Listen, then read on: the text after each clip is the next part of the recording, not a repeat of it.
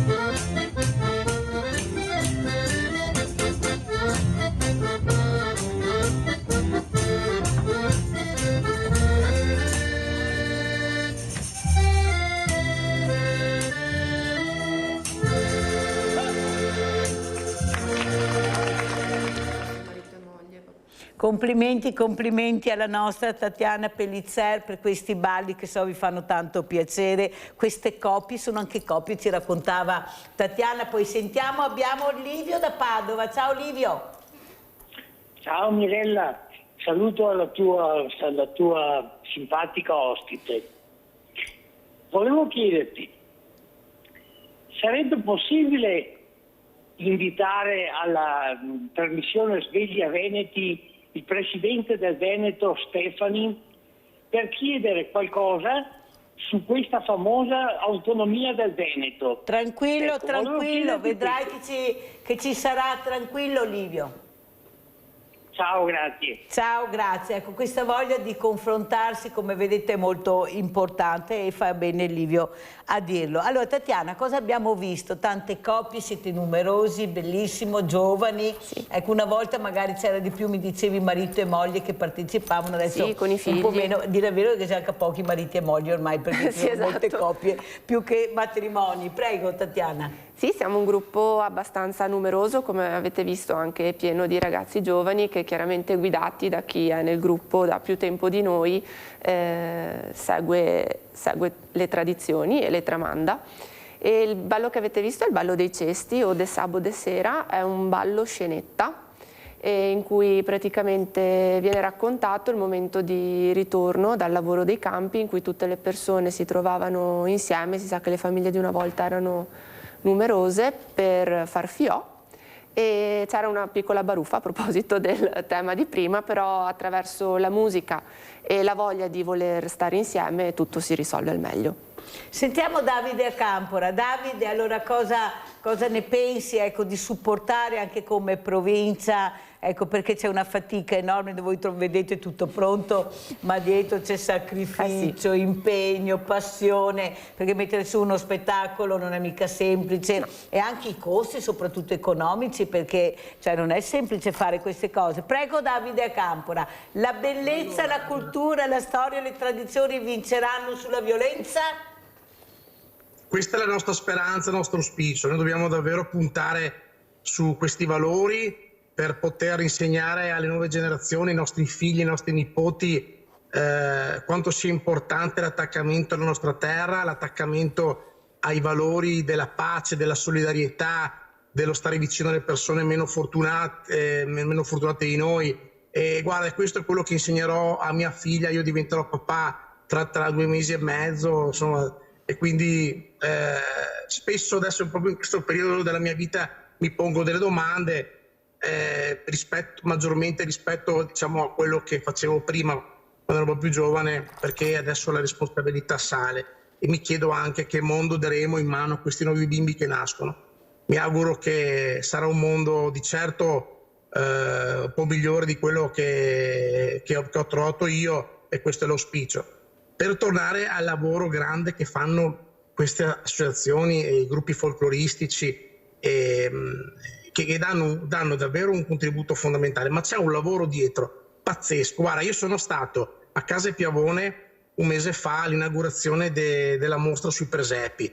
Non so chi ha avuto la possibilità di andarci, ma dei lavori pazzeschi. C'era un presepe che rappresentava un casolare, praticamente un casolare diroccato che faceva parte, anche è reale, esiste davvero nelle campagne, adesso non ricordo di che luogo, ma sicuramente Tatiana lo ricorderà, quello che era al centro della stanza, ma fatto con una dovizia di particolari, che era proprio il muschio, la finestra rotta, cioè quella è la nostra storia, cioè quello è la nostra storia. Noi dobbiamo portare i bambini a vedere queste cose qua. Il processo di Avetch, anche lì, è una storia che racconta, cioè appassionarsi di questo. Tutti questi balli folcloristici che raccontano un po' anche gli usi, i costumi che avevamo, perché noi arriviamo da quello, noi siamo frutto di quell'evoluzione. È questo che bisogna insegnare. E se non ci sono questi gruppi folcloristici che lo insegnano, chi ce ne insegna? Ma hanno bisogno di supporto anche politico, perché capite bene. Ecco, e qua arrivo Mirella. Le istituzioni hanno il dovere di appoggiare. Noi abbiamo rinnovato la convenzione con Casa Piavone e col gruppo folcloristico poche settimane fa, quando c'era ancora il presidente Marcon, e da sempre la provincia di Treviso è a fianco il gruppo folcloristico. Il comune fa lo stesso. Io sono anche consigliere comunale della città di Treviso e c'è una grande sensibilità nei confronti di tutte queste realtà. Allora fermiamo, perché abbiamo Maurizio da Padova, se no mi cade la linea. Vai Maurizio. Ciao Mirella e buongiorno ai tuoi ospiti. Maurizio da Conselve. Ciao Maurizio. Da Conselve, sì. Anche oggi argomenti molto molto interessanti. Allora io vorrei aprire una parentesi, Mirella, se mi permetti, per quanto riguarda quello che è successo sabato scorso a Torino. Allora, se quello è l'esempio dei giovani che dovrebbero, anziché andare ad impegnare il suo tempo per le associazioni eccetera, invece di andare a bastonare i poliziotti, e qui mi fermo perché ne sarei da dire tantissime su quella cosa là. Allora, io sabato ho visto violenza, non ho visto altro. Ok? Anche perché quel centro di Askatasuna dovrebbe essere chiuso da molto tempo e non so perché sia ancora aperto. Va bene, chiudo la parentesi perché sennò andiamo oltre. Allora, per quanto riguarda le tradizioni, Mirella, qui purtroppo ci sono dei genitori che non insegnano più ultimamente le tradizioni ai figli, ai figli nuovi che vengono su. Ok? Ecco, perché alcuni non sanno nemmeno che cos'è il presepe e alcuni non sanno nemmeno che cos'è il bruciaveccia. Ok? Ecco, allora, se questi sono i genitori degli anni 2000, guarda, veramente stiamo andando non nel profondo del baratro, ancora di più, sempre più giù. Ok?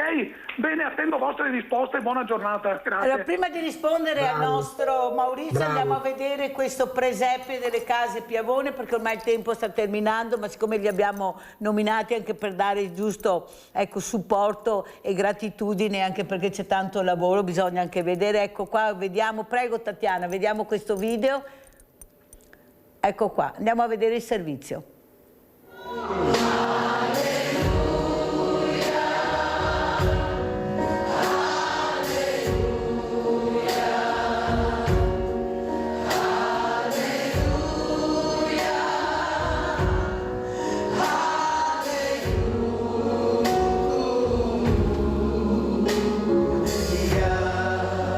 Sono solo alcuni degli oltre 120 presepi in mostra alle Case Piavone sullo Storga a Treviso. È uno degli appuntamenti delle festività natalizie organizzato dal gruppo folcloristico trevigiano che cerca sempre delle novità. Non sono presepi solo trevigiani, ma vengono da Foggia, dalla Lombardia, dall'Emilia e dal Friuli. Poi abbiamo presepi fatti da delegati ONU in Palestina, quindi sono molto sentiti, molto importanti. Tante le collezioni con esempi unici, come questa natività su foglie di cocco e quest'altra su pietra dura. Dai piccolissimi personaggi rappresentati in questo presepe dentro una provetta ai diorami con i suggestivi effetti luminosi. Sono tanti gli esempi nei due piani delle Case Piavone, il cui percorso è di fede, di storia e di territori. E l'esempio lo danno queste due opere realizzate con il legname recuperato dalle grave del Piave e scelto per le sue fattezze, in parte poi modellate dall'autore. È proprio l'espressione dell'artista che con mezzi e con la fantasia riesce a fare opere davvero importanti, perché io dico che il presepio, oltre alla natività, esprime anche gioia, incanto, bellezza. Un percorso unico nel suo genere, da vivere in queste festività e non solo. Fino al domenica 18 gennaio, ecco, orari dal giovedì alla domenica e anche su orari straordinari. Ingresso libero? Ingresso assolutamente libero e vi invitiamo a partecipare a vedere questa bellissima mostra.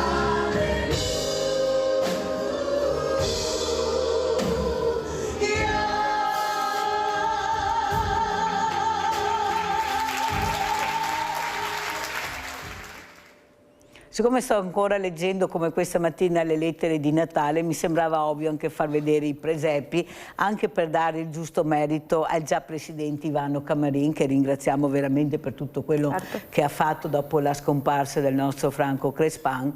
Adesso vedremo l'evolversi della situazione con una figura femminile, giovane, con la passione fin da piccola di questo gruppo folcloristica. Cos'è la soddisfazione quando vedi veramente che le stanze si riempiono di persone che ammirano, che si congratulano, perché il lavoro è fondamentale, cioè non è che i presepi si facciano dalla sera alla mattina, i contatti, tutto quello che c'è attorno. Prego, Tatiana? Diciamo che quando vediamo un pubblico numeroso ai nostri spettacoli, piuttosto che quando gli eventi che facciamo al museo sono sentiti, vediamo il nostro lavoro già praticamente ripagato, nel senso che vuol dire che quello che stiamo facendo viene apprezzato non solo dalle persone che ci stanno vicino, ma anche dalla comunità in generale, ma non solo, perché ci sono anche persone che vengono da fuori regione appunto anche a visitare il museo oppure a vedere i nostri spettacoli, come anche alla Vecchia è capitato che qualcuno si sia fatto avanti chiedendoci appunto della manifestazione, di cosa si trattasse, come mai proprio a Treviso ci sono questo la tipo storia della Vecchia. Di manifestazioni, esatto. Allora, siccome siamo in chiusura, Tatiana, con quale messaggio vuoi lasciarci? Cosa vuoi dire ai genitori, ai nonni che ti stanno ascoltando a casa, ma anche a qualche ragazzo, ecco, di partecipare? Cosa vuoi dire? Con quale messaggio vuoi lasciarci? Io credo che la nostra tradizione sia la nostra identità e che quando una persona ha ben chiara la propria identità abbia in qualche modo una marcia in più verso il futuro, verso gli altri, perché quando sai chi sei riesci anche ad accogliere l'altra persona senza timore e con entusiasmo. Io penso anche, non so, alla nostra rassegna. Abbiamo conosciuto persone da tutte le parti del mondo e credo che questo sia un motivo di fiducia verso l'altro e verso il futuro.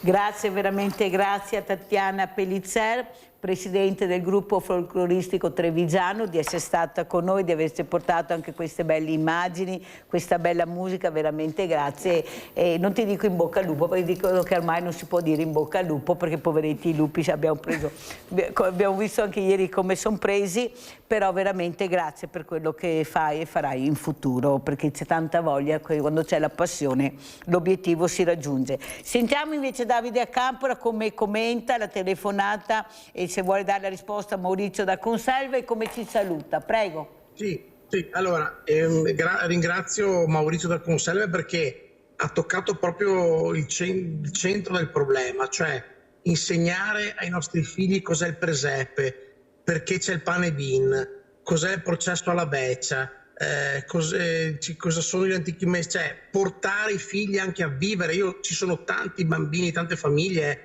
quando ci sono queste manifestazioni, questi eventi. Ma io per esempio voglio fare un discorso sul presepe, un piccolo accenno. Il presepe è una cosa straordinaria. Il presepe non offende nessuno, il presepe non impone nulla a nessuno. Il presepe rappresenta i nostri valori fondamentali della nostra società, che sono il rispetto, la povertà, perché la povertà è un valore, ok? Il stare vicini ai più deboli, la solidarietà. Il presepe rappresenta tutto questo. E vedi, mi arrabbio quando vedo notizie in cui qualcuno vuole cambiare il presepe, vuole nascondere il presepe per rispetto per le altre culture. Ma il presepe non deve subire tutto ciò, perché esso in se stesso non offende nessuno e non impone niente a nessuno. Noi non dobbiamo vergognarci dei nostri valori, noi dobbiamo essere diciamo contenti, felici e orgogliosi di rappresentare il nostro presepe. E questo è il messaggio che voglio mandare. Quindi non vogliamo presepi fake, strani, con o senza velo, con tutto rispetto, diciamo, per le altre culture. Ma il presepe rappresenta la nostra cultura e noi siamo in Italia e dobbiamo portarla avanti. Per quanto riguarda appunto il discorso, poi c'era una telefonata sui fatti di Torino, però vabbè, dopo lì torniamo sul discorso sicurezza. Io voglio fare davvero un auspicio in questo periodo in cui stiamo vivendo, di difficoltà anche economica, con l'aumento di questi prezzi, con sempre più persone in difficoltà, con l'inflazione, di puntare sempre di più sulla solidarietà, cercare di stare vicini, cercare di stare tranquilli, cercare di aiutare il prossimo e cercare insomma di fare più rete possibile. E tu, grazie alla tua associazione, Mirella, e anche grazie al gruppo folcloristico, a tutte le realtà del territorio, io penso che il trevigiano sia davvero un fiore all'occhiello per questo tipo di attività e sono fiero di essere trevigiano. Grazie a Davide Accampora. Prima di salutare i miei ospiti sentiamo Sebastiano da Abano. Vai Sebastiano. Sì, buongiorno signora Mirella, lei buongiorno. e il suo ospite. Buongiorno, io mi associo all'ultima chiamata di quel signore. Ora io dico, la cosa più vergognosa è che intanto questa gente che ha picchiato a questo povero ragazzo sono agli arresti domiciliari. e questo è l'unico fallimento dello Stato. Poi ricordiamoci una cosa, che non è che hanno colpito soltanto a poliziotto, questi hanno colpito lo Stato, perché i poliziotti sono servitori dello Stato, quindi questa gente qua, che li chiamo gente per non dire parolacce, questa gente qua purtroppo sono il marcio della società, e mi dispiace soltanto che gli hanno dato gli arresti domiciliari. Mi dica una cosa, signor Mirella, se disgraziatamente questo poliziotto magari prendeva l'arma perché si prendeva paura e magari sparava, di chi era la responsabilità? Del poliziotto o sempre di questi che erano 10 contro 1? 10 persone contro 1, sono infami questa gente. E poi una mamma di questo ragazzo dice: ma poverino, mio figlio è bravo. Per fortuna che è bravo, figuriamoci se era cattivo quello che faceva tuo figlio. Cioè, picchiare un poliziotto è bravo. Cioè, ma dove siamo arrivati? Siamo arrivati a una situazione che veramente non si capisce più nulla. Lei lo sa bene che sono sempre dalla parte delle forze dell'ordine e gli devono dare pieni poteri. E gli dica alle forze dell'ordine: mi raccomando, difendetevi. Voi dovete andare con la pelle a casa vostra. Tutto il resto è noia. La ringrazio, signor Mirella, e mi scusi per lo sfogo. Grazie anche a Sebastiano. Salutiamo Tatiana Pellicer, salutiamo Davide Acampora. Pubblicità.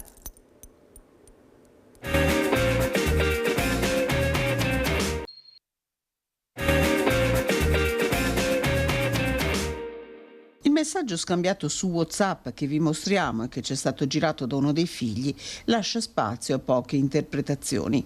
In seguito alla scelta di riduzione di utenti presi in carico, avendo superato il numero di pazienti fragili da seguire, vi comunico che i signori non saranno più seguiti dal nostro studio.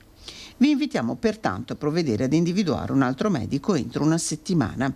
I pazienti sono 2 coniugi di Padova, 88 e 86 anni, che da 2 erano seguiti dalla dottoressa Cecile Chienghe. Un piccolo terremoto questo per persone che nel medico di famiglia vedono un'ancora e un conforto e che avevano scelto la dottoressa Chienghe anche per conservare, per quanto possibile, una loro autonomia. Tanti passaggi che lasciano quantomeno aperte diverse domande, compresa la modalità in cui la famiglia ha scoperto di non avere più un medico di riferimento, dalla farmacista a cui si erano rivolti per avere dei consigli dopo aver cercato invano di contattarla. La cosa buona è che per fortuna i 2 anziani sono già diventati pazienti di un altro medico di famiglia, ma su quanto accaduto l'ULSS 6 Euganea ha deciso di aprire un'indagine. Del resto, precisa l'ULSS, se è vero che esiste un massimale di pazienti che possono essere iscritti presso un medico, un tetto al numero di pazienti fragili non esiste. In attesa degli sviluppi dell'indagine, l'ex ministra per l'integrazione del governo Letta ed ex europarlamentare non ha voluto rilasciare alcuna dichiarazione. Io saluto e ringrazio Franco Marcuzzo, segretario CISL Belluno Treviso, di essere con noi. Parleremo dei diversamente giovani, di questi pensionati che veramente non ce la fanno più. Noi ai banchi solidali ne abbiamo sempre di più, segretario, e questo preoccupa molto. Non riescono veramente né a curarsi né ad avere l'ABC di mangiare sano, riscaldarsi. È veramente una situazione insostenibile. Saluto anche Daniele Cenedesi Alpino, parleremo di alpini, parleremo di montagna, parleremo di Olimpiadi. Se è vero questa storia che era successa alle Olimpiadi, che dovevate dormire se andavate ad aiutare nei sacchi a pelo, se si è cambiato, cosa è successo, perché la verità bisogna sentirla da tutte e 2 le campane. Però partirei proprio col segretario Marcuzzo. Allora, segretario, cos'è che la preoccupa più di tutto? I numeri sono numeri, non c'è niente da fare. Abbiamo sentito i medici di famiglia. Diciamo che avete toccato 2 temi, insomma, uno sono le truffe e l'altro è il discorso della sanità. Sono due temi vivi, veri, a cui mi pare strano che non si riesca a trovare una soluzione per cui ci siano persone che riescono a inserirsi nella tua vita privata e sembra quasi che conoscono la tua situazione e ti inducono a... cioè quella del CUP del medico, il cambio del medico è usare una difficoltà che abbiamo per tentare di truffare qualche anziano. Il famoso messaggio truffa che è arrivato nei giorni scorsi. Come CISL siamo stati oggetto a livello nazionale di coi CAF, addirittura il CAF ti chiama, cioè, la banca chiama, tutti chiamano. Ma da noi sul CAF hai milioni di persone che affidano a te, si affidano in Italia la dichiarazione dei redditi, quindi è abbastanza anche normale che ci possa essere. E quindi poi c'è chi ci casca e come fai a difenderti da una situazione di questo tipo? Noi l'informazione la diamo tutta, non aprite, nessuno vi dà comunicazione, il resto, ma non ci arrivi dappertutto e molto spesso, specialmente con gli anziani, sono quelli più esposti, ma non perché sono più stupidi, è perché gli anziani sono a casa, hanno più tempo e quindi rischiano magari di... ma nel dubbio chiamo, vediamo com'è, e quando l'hanno fatto entrano nel meccanismo e poi diventi... Anche perché, diciamo la verità, non è che li abbiamo aiutati veramente a capire gli ingranaggi di questi strumenti che abbiamo messo in mano dalla sera alla mattina, che quando hai schiacciato hai già perso tutto, bisogna stare attenti a non schiacciare, a non rispondere. Abbiamo Elda da 9, vai Elda! Ciao Mirella, ciao. Ciao. Pronto? È tanto che non ti telefono, ti saluto. Grazie. Pronto? Vai. Volevo dirti che ho visto lì a Torino quelle cose lì, ma non saranno forse mandati apposta per mettere tutto quel disordine? Perché è una cosa veramente spregevole. Io ho fatto tante volte con mio papà quelle cose lì, insomma, le sfilate per i lavoratori, per i pensionati, ma eravamo tutti tranquilli. Maria Santissima, adesso è una cosa disastrosa. E poi dopo per sfilare non parlano mai di pensionati, non si sa come va.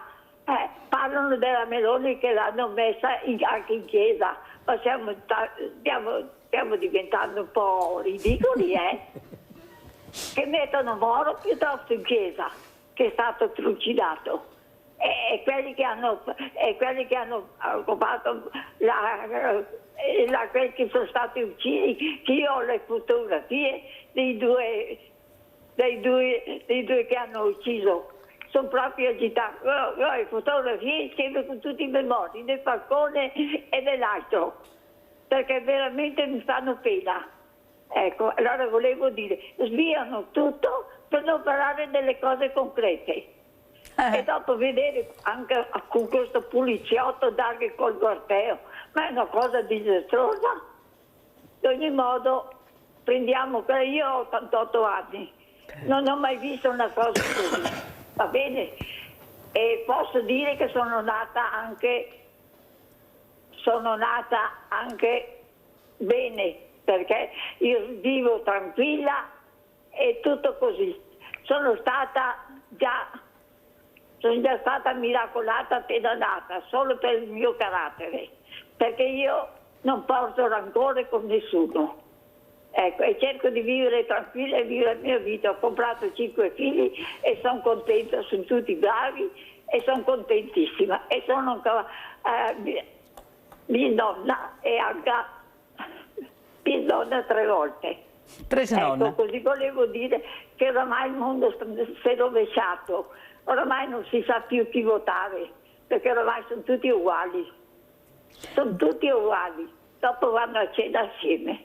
Grazie cara Elda, un abbraccio, grazie anche per la telefonata, fa piacere questa 88enne, pensate ecco che veramente col buon senso quello che sta spiegando, loro non vogliono vedere violenza, ne hanno già subita tantissima, loro sanno cosa vuol dire violenza, vogliono vivere in pace, sereni, però non mi sembra, poi sentiremo Marcuzzo che veramente diamo delle risposte e facciamo veramente delle azioni per aiutarli, anzi ci dimentichiamo un po' troppo spesso di queste figure veramente preziose. Daniele Cenedese, ecco, cos'è la sicurezza per un alpino? Prima abbiamo aperto con Davide Acampora parlando di sicurezza, con appunto consigliere di Fratelli d'Italia. Bisogna vedere da quale angolazione. Voi alpini siete sempre nel pezzo anche per quanto riguarda la sicurezza. Ecco, cosa vuoi dire? Come vedi la questione, ecco, come si è aperto questo 2026? Intanto si è aperto con quel caso lì in Svizzera. Io sono anche, come si dice, con la mia squadra abbiamo fatto i corsi dell'alto rischio.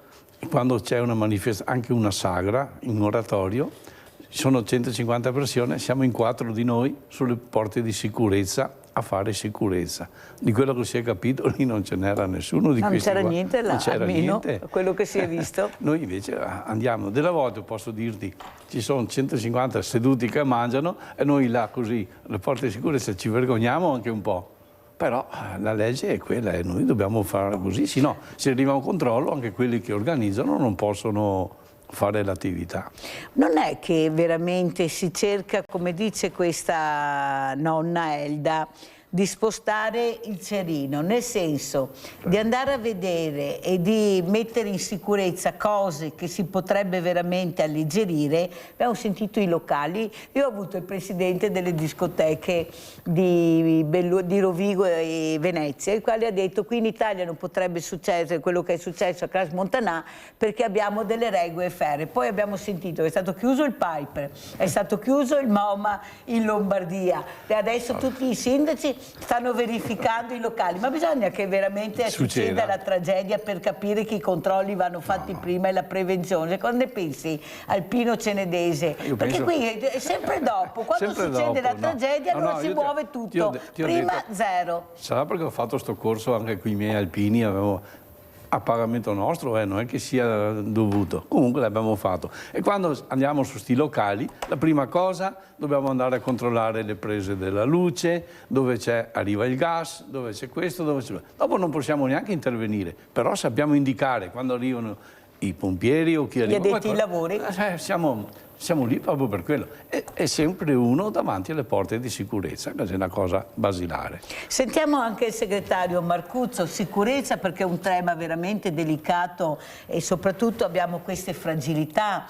Qui abbiamo visto al Crash Montanà dove è mancata veramente la figura dell'adulto che protegge. È inutile dare la colpa ai ragazzi, ai genitori, ma all'ultimo dell'anno chi è che non fa festa, chi è che non cerca? Io penso che se mio figlio entri su un locale deve essere al sicuro, indipendentemente dall'età, ma è anche l'ultimo dell'anno. Cosa dice Marcuzzo? Le fragilità a casa? Allora, diciamo intanto che da un certo punto dimostra quanta buona attività stiamo facendo in Italia rispetto a queste cose. Perché noi abbiamo sempre utilizzato la Svizzera come la nazione degli orologi. La civilissima Svizzera. Esatto. In realtà questo serve a dimostrare che insomma i furbetti ci stanno dappertutto, anzi direi delinquenti, perché, insomma, quando si arriva ad avere le porte di sicurezza sbadate. E ne è appena morto un altro giovane l'altro giorno. Vuol dire proprio non avere un minimo di cognizione. Poi la fatalità capita, queste cose qua, però quando hai i giovani davanti devi mettere in conto che le cose capitano e possono capitare, perché è nella natura delle cose, quindi la prevenzione serve a creare le condizioni per cui se qualcuno va fuori giri ho già creato l'antidoto rispetto a questo. Qua non c'era proprio neanche quello, quindi proprio non c'è cultura della sicurezza, vuol dire stare tranquilli, vuol dire non essere preoccupati, non è solo un problema di violenza o meno, andiamo sulle truffe, andiamo sulle... E quando hai la sensazione di non sentirti seguito, il tema si pone. Ecco, questo dimostra che probabilmente valorizza un po' di più l'attività che stiamo facendo l'Alpino. Credo che gli alpini siano una delle associazioni che su questo ci mettono attenzione. La prevenzione è una cosa importante, io l'ho seguita per lavoro, quindi ho fatto il sindacalista per una vita, quindi quando si parlava ad esempio sulla prevenzione nelle aziende, la rumorosità quando è venuta fuori è una delle battute di tutti i padroni di quel tempo, erano ma sì, a domenica vai in discoteca, fa casini, a luni viene qua a rompere le scatole per queste cose qua, e la cultura della prevenzione che era di tipo giustificativo. In realtà la prevenzione, cioè tutte le materie di prevenzione valgono proprio per il lunedì. Perché la prevenzione serve quando uno non è attento, perché quando è attento non si fa male. Io non metto la mano sotto la pressa apposta, la metto perché quindi devo proteggere le persone per quando sono sbadate e non sono controllabili. E quindi quando dici capita il lunedì, no, a maggior ragione devi farlo il lunedì. Sì. È un problema di cultura. I fatti di Torino dimostrano, a parte che secondo me su Torino l'impressione che si sposti il cerino c'è tutta, però è vero, cioè, atti così non possono capitare. Ma non devono ancora. capitare. La cosa peggiore è che sono capitati ancora e ricapitano, questo è l'aspetto. La signora diceva non era abituato, io ho fatto il metalmeccanico e i servizi d'ordine delle manifestazioni li facevamo ogni volta perché c'era qualcuno che tentava di inserirsi, quindi il tema non è una novità rispetto a prima, anzi la cosa grave è che si ripetono, questo è il problema, e che qualcuno possa pensare che questo sia anche legittimo. Ma Presidente e Segretario, non è che sia passato un messaggio per quanto riguarda la Svizzera che con i soldi puoi fare quello che vuoi? Pago, esco, 40 morti, 41 l'altro giorno, ma si può mandare questo messaggio? Ma noi abbiamo queste leggi, ma qui stiamo parlando di 41 morti, di ragazzi che non c'entrano, ma come si fa? Ma dico io, ma come si fa a mettere questa diciamo sanzione? Io pago la sanzione e esco, intanto vado ai domiciliari nella mia bella casa, tranquillo e beato, poi decido come fare. Questi soldi che arrivano non si sa neanche da chi, perché non so, 500.000 euro arrivati così senza... Mi sembra che c'è qualcosa che veramente dobbiamo interrogarci, perché poi sono messaggi che arrivano ai giovani questi, Sono questi i messaggi che arrivano ai giovani. Ecco, sentiamo anche Daniela Cenedese, ecco questo messaggio che veramente è devastante per le famiglie che hanno perso questi figli, per la società in generale, prego. È devastante sì, perché giustamente con quei soldi dimostri, e poi soprattutto che non sono rintracciabili chi li ha dati. Che se non paghi qualcosa, vengono lì il giorno dopo, sanno vita, morte e miracoli. Anche quella è una balla. Sanno tutto. E lo dicono così apertamente che la gente ci fa il sorrisetto e non ci crede, è quello il discorso. La bufala? È una bufala, dai. Allora andiamo a vedere anche cosa è il servizio, andiamo alle Olimpiadi con gli alpini e poi sentiamo il nostro Daniele Cenedese. Dimmi. Alpini Olimpiadi. Olimpiadi. Bene, Treviso ne ha mandati. Il messaggio alla fine è: i tempi sono stretti, la disponibilità delle persone c'è, è chiaro che questa disponibilità va guidata indirizzando con delle precise disposizioni le persone che vogliono, perché ce ne sono, che vogliono partecipare a questa importante e unica manifestazione. È un appello urgente. Ed è ovviamente un appello urgente visti i tempi stretti. A 2 mesi dall'inizio dei giochi le penne nere vogliono conoscere le regole d'ingaggio. Pronti gli alpini lo sono da sempre, ma oggi più che mai servono indicazioni chiare, soprattutto dai ministeri di sport e difesa. Ci sono grossi problemi organizzativi a livello romano. È stato chiesto dalle 1200 e 1500 persone. Alpini, amici e aggregati ovviamente, però ci chiedono un numero non indifferente. Dei 1500 volontari richiesti all'ANA, 100 potrebbero arrivare dalla Marca, secondo le stime dello stesso presidente Franco Giacomin, che a Villorba ha incontrato i vertici degli 88 gruppi della provincia nel consueto appuntamento annuale, stavolta organizzato dal 6° raggruppamento della sezione di Treviso, con i gruppi di Arcade, Villorba, Spresiano, Visnadello. Gli alpini quindi guardano alle vicine Olimpiadi e al loro fondamentale coinvolgimento. Dall'accettazione delle persone, la gestione sulle piste, piuttosto che movimentazione di materiali, quindi uso di mezzi. Operativamente i nodi da chiarire sono tanti, a partire dal riconoscimento dei permessi per chi lavora, non solo. Anche il nodo degli alloggi e dove vengono collocati è un problema non indifferente, perché noi sì abbiamo disponibilità, ma ci sono delle spese da sostenere e quindi chiediamo che ci siano anche riconosciuti dei contributi.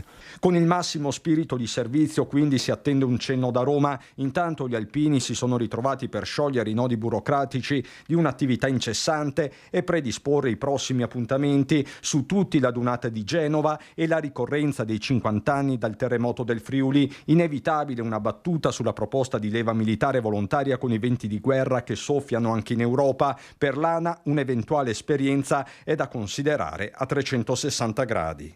quindi con funzioni molteplici che non sono solo quelle dell'addestramento militare, ma anche quello in senso più ampio, con la capacità di essere presenti in situazioni, diciamo, di protezione civile. Allora, Daniele Cenedesi, Alpino, come commentiamo questo servizio? Ecco, questa voglia di aiutare, perché ce l'avete sempre, siete i primi veramente che partite, che fate, però ci sono anche dei problemi, abbiamo sentito, abbiamo bisogno anche di essere sostenuti, abbiamo bisogno di capire cosa fare, dove andare, poi abbiamo sentito che dovevate dormire sui sacchi a pelo, perché cioè delle cose assurde. Com'è la situazione, Cenedesi? Io ti dico quella che so, che sono Sì. certo che parlando anche con i miei alpini così. Intanto non devi superare i 69 anni di età, quindi già là diventa difficile, perché sono tutti ormai sopra i 70. A me sembrava Anche ieri. gli alpini hanno bisogno di forza giovane. Sì, hai capito, quindi non è più facile reperire personale, perché giustamente se non c'è la naia li perdi sti alpini qua. Però il discorso del dormire là, l'alpino si diverte anche quando va a fare sti servizi. Dormire in sacco a pelo non è un problema. Non è un problema. L'importante è che ci sia vitto e alloggio, e questo lo l'hanno finora garantito. L'alloggio è il sacco a pelo, è Sì. il vitto che sarà Sì, da ma qualche parte. Che sia sotto un tetto, comunque hai capito, questo è garantito. Dopo quello che parlava lì dei contributi sembrano per le spese vive che devono sostenere. Comunque si sono fatti avanti 1500 alpini qui a Treviso. Però. Hai capito? E devono fare anche, non vanno lì improvvisati, devono fare anche delle sedute, Fai stage, e no? vedere Anche un per attimo fare... cosa devono fare. Comunque danno sempre la... Marcuzzo, ma tutta questa sicurezza per quanto riguarda le Olimpiadi la vediamo, ecco, questo tutto brilla, tutto luccica, è arrivata anche la neve. Io dico che il già presidente Luca Zaia ha fatto, ecco, questi riti sciamanici perché se no veniva, era un bel problema, è arrivata anche la neve. Diciamo che hanno avuto il fortuna problema poi dopo, quando passeranno questi 15 giorni, ecco, come vedremo la situazione, danno dei numeri importanti, la visibilità dell'Italia, le persone che parteciperanno, i turisti che arriveranno. Lei come vede la situazione, segretario? Diciamo che Olimpiadi sono sempre probabilmente anche un momento in cui metti in moto, attiri attenzione, però insomma credo che ci sia parecchio da pensare rispetto a questo. La vicenda della seggiovia, cos'era la funivia che va su, con problemi che a suo tempo hanno fatto servizi, che c'erano rischio di frane con il pilone costruito sulla casa Resto, e adesso sembra che non siano neanche in grado di farla funzionare. Ho l'impressione che ci siano un po' troppe cose. Non vorrei essere tra chi abita in quei territori, perché credo che insomma non... Sentire questi numeri, segretario, devo correre perché sa che il tempo è tiranno e le domande sono tante. Ecco, in un momento dove veramente il pensionato o l'operaio, la famiglia è molto penalizzata, ecco, sentire questi numeri dall'altra parte della careggiata, ecco, cosa ti fa sentire? Sono difficili da spiegare per quanto ci riguarda, però è anche vero che insomma, quando devi muovere l'economia qualcosa devi fare, quindi da qualche parte devi anche investire, quindi dietro a questo probabilmente ci sarà qualcosa che ci sfugge rispetto a questo. Spiegarlo ai pensionati è un po' dura, insomma, perché avere pensioni che non vengono adeguatamente difese per quanto riguarda il proprio... Cioè, noi abbiamo avuto una rivalutazione dell'1,4% a fine anno e ci hanno detto che va anche bene così.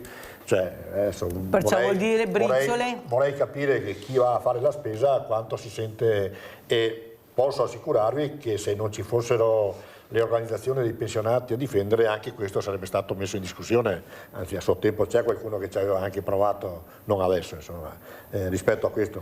Pensiamo ai periodi di Monti in cui hanno bloccato le rivalutazioni, quindi, e subito dopo la difficoltà a riconquistarla pian pianino, e oggi l'abbiamo riconquistata parzialmente con rivalutazioni che sono... spiegare a uno che vive con 1.000 euro al mese queste cose qua è dura. Quindi al di là di tutti i ragionamenti, questo non vuol dire che dobbiamo essere magari 1.000 euro, io ho pensionati che dicono che hanno 500-600 euro, sì. Cioè già 1.000 euro sarebbe un sogno per loro. 1.000 euro per far fondo. Sì, ma dico, diciamo anche quelli che... No, c'è gente che con 600 euro la minima insomma ci deve sbarcare un aria, quindi credo che dovremmo farli ministri dell'economia questi qua per la capacità che hanno nel sopravvivere con poche risorse. Il problema è come fare a spiegarle queste cose qua. Quindi noi non siamo contro queste cose qua, quindi le novità, gli investimenti vanno fatti, però vanno fatti con equilibrio. E il tema che noi abbiamo, e torniamo al ragionamento di prima, le innovazioni tecnologiche, queste cose qua, non può essere che ogni volta che solleviamo il problema che gli anziani hanno difficoltà a stare al passo e ti senti come i rompiscatole di turno. Cioè sull'innovazione tecnologica, sull'informatica che sta andando avanti a piè sospinto, è una cosa che va bene che ci sia, l'intelligenza artificiale va bene che ci sia, cioè le sale operatorie oggi salviamo tantissime persone grazie a questo. Però bisogna anche pensare che se la fai andare troppo velocemente hai una fetta della popolazione che la uccidi socialmente. Gli ottantenni che non hanno nessuna dimestichezza col cellulare e devono prenotarsi la visita col cellulare, è dura da spiegare. O con lo speed. O con lo speed. Ma è bene che vadano avanti, ma è bene anche pensare che non bisogna lasciare nessuno indietro e non può essere lasciato solo il volontariato. Perché il volontariato, se non ci fosse, bisognerebbe inventarlo. Ma il volontariato è uno strumento, un argomento di supporto, deve essere invece istituzionale, e invece no. Quando parli di queste cose qua è un problema. Come è un problema? È un'opportunità invece. Cioè la società che hai oggi l'hanno costruita gli anziani di oggi e hanno creato le condizioni per cui oggi quella società a cui hanno contribuito di costruire, di migliorare, è quella che li isola rispetto al resto. Esatto. Non è facile da... Però, segretario, bisognerà anche capire che la politica dovrà affrontare questo tema, visto la popolazione che diventa sempre più diversamente giovane, nascite poche, giovani, molti se ne vanno, oppure non li abbiamo proprio perché la denatalità si fa sentire. Perciò queste misure anche per un aiuto a questa figura che dovrà pure atterrare dolcemente, cioè già hanno fatto una vita d'inferno, perché se pensiamo ecco, alla nostra Elda, 88 anni, cosa ha visto, cosa ha patito, cosa ha sofferto. Una volta non c'era la povertà, c'era la miseria. Hanno visto le guerre, sanno cosa vuol dire. Avete sentito ieri ecco, gli scrittori cosa hanno detto ecco, i storici, che addirittura non volevano parlare ai loro figli di quello che era successo. Per fortuna poi ai nipoti è cambiato qualcosa, perché volevano proprio non infierire e non volevano neppure ricordare le brutalità. Però alla fine qualcuno dovrà dare risposte a queste persone. Cosa dice, segretario? Dovrà pure la politica ascoltarvi quando sederete al tavolo su queste commissioni, che non ho ancora capito chi si siede alle commissioni? No, segretario, lei ce lo faccia l'elenco, perché veramente facciamo fatica a capire alla fine cosa è emerso da questa commissione, chi ha capito, chi ha parlato e chi è nel pezzo. Prego, segretario. Allora, diciamo che siamo un po' in fase... C'è una nuova giunta regionale, quindi tutte queste tematiche sono regionalizzate di fatto e quindi mi pare che c'è parecchio movimento rispetto a questo aspetto. Con la precedente alcuni aspetti che ci riguardano abbiamo giudizi nettamente negativi. Pensiamo semplicemente alla riforma delle case di riposo, che promessa a ogni scadenza elettorale veniva promessa e il giorno dopo, passate le elezioni, si ritornava da capo. Se vi spiego quali sono le tematiche e cosa vuol dire per l'anziano, allora, tanto ve ne do solo una, insomma. La spesa della casa di riposo, per la retta della casa di riposo, una parte può essere scaricata, che è la spesa sanitaria. Certo. Quant'è la quota nella retta, qual è la quota sanitaria che il singolo utente della casa di riposo può scaricare? Non esiste una regola, la decide il direttore della casa di riposo, in base a come è organizzata e quindi quanti sono i costi sanitari e quanti sono i costi alberghieri. È una responsabilità che i direttori delle case di riposo non vorrebbero, però nessuno ha mai deciso cosa fare e quindi chi fa se lo decide. Può essere che un mio diritto del pagare le giuste tasse lo decida un direttore di una casa di riposo? Sarà un diritto che vale per tutti, non è una cosa opinabile per cui dipende da uno come si organizza. Su questo ci abbiamo provato in tutti i modi ed è possibile farlo. L'ha fatto l'Emilia Romagna, pensiamo che sono perché rossi, l'ha fatto anche la Lombardia che non sono rossi. Cos'è che hanno deciso? Che hanno fatto a 100 la retta, il 50%, nel modo di ipotesi non sono le percentuali, il 50% è il costo alberghiero, il 50% è sanitario. poi farla alta e bassa, il 50%. Quindi ognuno va, sa e sa che ha quel tipo di diritto. Oggi da noi in Veneto questo diritto non c'è. Chi decide quant'è il mio diritto è il direttore della casa di riposo ed ha una responsabilità che per quello che mi risulta vorrebbero non avere, perché l'Agenzia delle Entrate potrebbe anche opinare rispetto a questo tipo di decisioni. E la cosa va avanti così, è andata avanti per anni. Vede Presidente, abbiamo toccato un tasto molto importante che è la salute pubblica. Nel senso, io l'altro giorno avevo il direttore generale, il dottor Francesco Benazzi, il direttore dell'ULSS 2, e avevo anche un virologo, il professor Pregliasco, perciò non l'ultimo della classe di sicuro. E alla mia domanda e perplessità ho detto, purtroppo ho dovuto accompagnare una persona diversamente giovane a fare una visita, e sono entrata in un reparto dove c'erano tutte queste persone diversamente giovani, ammassate, una attaccata all'altra, tutti senza mascherina, tutti che tossivano, starnutivano, c'è una roba allucinante. Allora ho detto, ma non è che in queste situazioni, in questi luoghi, la mascherina dovrebbe essere obbligatoria? E il direttore generale e anche il professor Pregliasco hanno detto che ogni regione si regola a sé. Cioè ognuno fa in base a quello che vuole fare. Ma io penso, ma volete capire che la salute pubblica, parliamo di tutta la salute pubblica, dovrebbe essere universale per tutti? Ma io non riesco mica a capire, perché cioè, non è che ci sia solo l'influenza, sono i germi, i batteri. L'altro giorno una signora mi ha detto che aveva visto la trasmissione, Mirella, hai avuto ragione a toccare questo tasto, perché mio marito è entrato sano al mattino all'ospedale, il giorno dopo aveva di tutto e di più, si aveva preso un batterio o un virus, adesso non mi ricordo cosa mi ha detto. Cioè non è, Presidente, che siamo un po' troppo superficiali, dove veramente dovremmo essere più di spessore e capire che la salute, specialmente, ecco qua i diversamente giovani, perché sono quasi sempre loro, ma indipendentemente anche da loro, va tutelata. Cioè cosa facciamo? Ognuno in base al direttore della RSA, in base al direttore dell'ospedale, ma dopo questi applicano le normative che danno, e le normative non sono fatte né dalla casa di riposo né dall'ULSS, ma dalla regione e dal governo. Sbaglio? No. E allora Diciamo cosa che facciamo? I direttori delle ULSS molto spesso sono, passi il termine, esecutori, quindi qualcuno decide alcune regole e loro devono, come ha detto il direttore, dalla regione è arrivato questo. Poi discutere se le ha fatte bene, se le ha fatte male, se le ha allungate troppo o poco, ma loro sono esecutori. L'altro aspetto però riguarda tocca un aspetto un po' delicato, che è quello dell'autonomia. Cioè l'aver dato l'autonomia della gestione della sanità alle regioni è stata una buona cosa o no? O è stata fatta un po' troppo rispetto a quello che potrebbe essere? Perché in periodo del Covid, se non c'era decisioni a livello nazionale e non ci fosse stata la sanità pubblica, noi del Covid non ne avremmo proprio, saremmo morti mezzi. O c'era qualcuno che decideva, perché ogni regione per conto suo, alcune hanno fatto di più, altre... Cioè, Veneto si è distinta rispetto a questo. La siringa in una regione costa tanto, una siringa dall'altra costa tanto, le mascherine e tutto quanto. Poi ha avuto anche persone illustri condannate per truffe sulle mascherine, cioè è capitato di tutto. E ognuno cioè in realtà non abbiamo moltiplicato l'attenzione positiva sulla sanità, abbiamo moltiplicato i problemi nella gestione della sanità. L'altro aspetto, torno al discorso dell'autonomia e torno sulle case di riposo, l'aggiornamento di prima.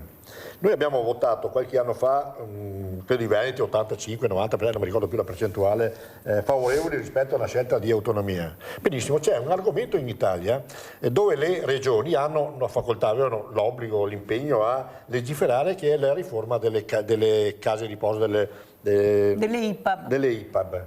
Benissimo, l'hanno fatta tutti in Italia, escluso Sicilia, escluso Veneto. Autonomia vuol dire assunzione di responsabilità, e questa è una responsabilità che non hanno assunto, e uno dei problemi è quelli che dicevo prima, potremmo mettersi anche altri sopra, ma non è il problema ma lo raccontiamo, con la Lanzarin ci abbiamo provato in tutti i modi, e per noi era considerata poi il muro di gomma, nel senso che andavi, parlavi, sì, e poi non succedeva nulla. Ecco, speriamo, adesso hanno fatto anche l'assessorato al sociale, persona credo anche che conosciamo bene, che è la Paola Roma, speriamo che insomma su questo un po' più di coerenza rispetto a quello che abbiamo vissuto fino adesso su questi aspetti ci debba essere. Anche perché ormai i numeri li hanno tutto, l'importante è agire o sbaglio. Cosa vuol dire? Invece voi alpini agite o mi sbaglio, Daniele Cededese? Cioè voi partite, fate, realizzate concretamente. Sì, penso che di parole, di numeri, come ripeto, di progetti, di tutto ne abbiano, basta solo che abbiano la voglia di adire. Sì. Bisogna vedere però la burocrazia, ecco, cosa... Dice paragoni, gli alpini è una cosa, queste qua sono cose più grandi. Comunque anche sugli alpini ci sono tante cose che, come dicevo l'altra volta, da cambiare, perché anche lì è una piramide, comanda Milano, vai adesso, facciamo il tesseramento, dobbiamo pagare 25 euro per essere alpini. E di questi 25 euro, 10 vanno alla sezione di Treviso, ma devi moltiplicarla per tutti i gruppi, che sono 90 gruppi in provincia di Treviso. Per ogni gruppo ha più di 90-100 persone, pensa a soldini che fa. Gli altri 10 vanno a Milano. A Milano pensa quanti gruppi e quanti alpini ci sono in Italia e quanti soldini prendono. Al gruppo che deve pagare rimane i 5 euro. È sempre senza skei il gruppo, questo è la verità. Il gruppo è sempre senza, cioè quello che lavora, il volontario che fa, è sempre a carte e che altri invece che skei. È un piccolo esempio, però. È un esempio concreto, No, Presidente. E posso dirti un'altra cosa. No, lo metto mano sugli alpini. Io sono stato. Se non ci fosse bisognerebbe inventarli. Abbiamo costruito la casetta, abbiamo fatto la sede. Andando a sponsorizzazioni, abbiamo fatto una partita IVA, ci siamo presi le nostre responsabilità. La sezione di Treviso, lo dico sempre, non mi vergogno, sono venuti sempre i rappresentanti quando c'era l'inaugurazione, quelle robe là.